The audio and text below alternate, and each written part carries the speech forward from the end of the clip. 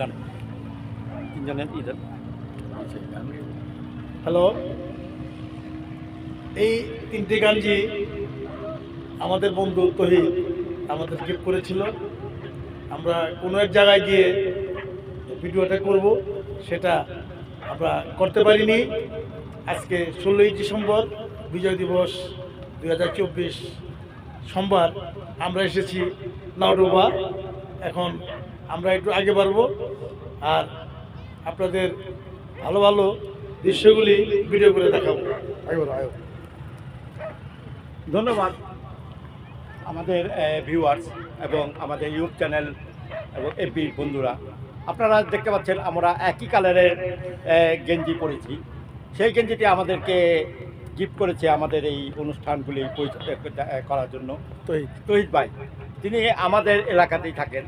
আমরা অনেক আগেই এই গেঞ্জিটি গিফট পেয়েছিলাম, কিন্তু আমরা সময়ের অভাবে এই ভিডিওটি ধারণ করতে পারিনি।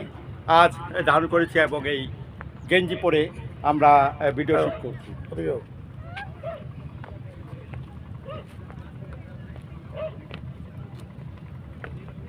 ধন্যবাদ জুগনুল হায়দার। আসলে মানুষের মনে আনন্দ দেওয়ার জন্যই বিনোদন, বা আমরা এখানে এসেছিলাম একটু বিনোদনমূলক কিছু গান পরিবেশন করবো। আমাদের শিল্পী ক্লান্ত হয়ে বসে আছে।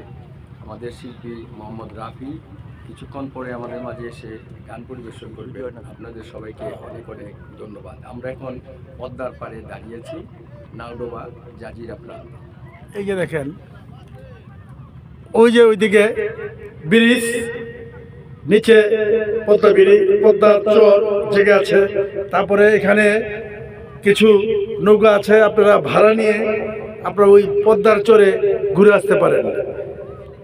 এখন আর পদ্মার চর মানে পদ্মাটা আগের মতো নেই। মাঝখানে পদ্মার চর জেগেছে, অনেক ছোট হয়ে গেছে, কিন্তু বিশেষ করে বর্ষার দিনে ভালো লাগে, এই ব্লকটির কাছাকাছি চলে আসে। হ্যাঁ, আপনারা দেখতে পাচ্ছেন সেই পদ্মার চরটি দেখলেন আপনারা, কিন্তু পদ্মা নেই। পদ্মা এখন নদী শাসন করার জন্য এই বিভিন্ন জায়গায় চর পড়ে গিয়েছে। আর এই চরের জন্যই পদ্মাটা ওই রকম দেখা যাচ্ছে না, যদিও এখন শুকনো মৌসুম। আর বর্ষা মৌসুমে তো পুরোপুরি এখানে ভরপুর থাকে পানিতে। আর তারপরেও পদ্মার সাথে আমাদের কোনো নদীর তুলনা করা চলে না। প্রমুক্ত পদ্মা যেটি নাম ধারণ, আমরা পদ্মার সাথে কোনো নদীর তুলনা করব না। আর পদ্মা যেটি বহু প্রাচীন একটি নদী, সেই নদীটির নাম সারা বিশ্বে প্রচলিত আছে। এবং আপনারা নিশ্চয়ই জানেন পদ্মার ইলিশ, আমরা বলে থাকি পদ্মার ইলিশ আমরা খেয়ে থাকি। এবং এটি আমাদের ওপারে কলকাতা এবং বাংলাতে খুবই জনপ্রিয় পদ্মার ইলিশ। যেগুলো ঠিকই বলেছে, বিশেষ করে পদ্মার যে ইলিশ, সেটা তো অন্য কোনো নদীতে হলে সেই টেস্টটা আমরা পাবো না, যেটা আমরা পদ্মাতে পাই। হ্যাঁ, ঠিকই গুলিয়া ভাই বলেছে, পদ্মার ইলিশ একটু টেস্টি আলাদা। যদি সর্ষে দিয়ে রান্না করা হয় তা খেতে খুবই সুস্বাদু হয়। আর পদ্মার ইলিশ ওপারেও সমর্থিত। এই ব্যাপারে তো বলে কিছু বলি।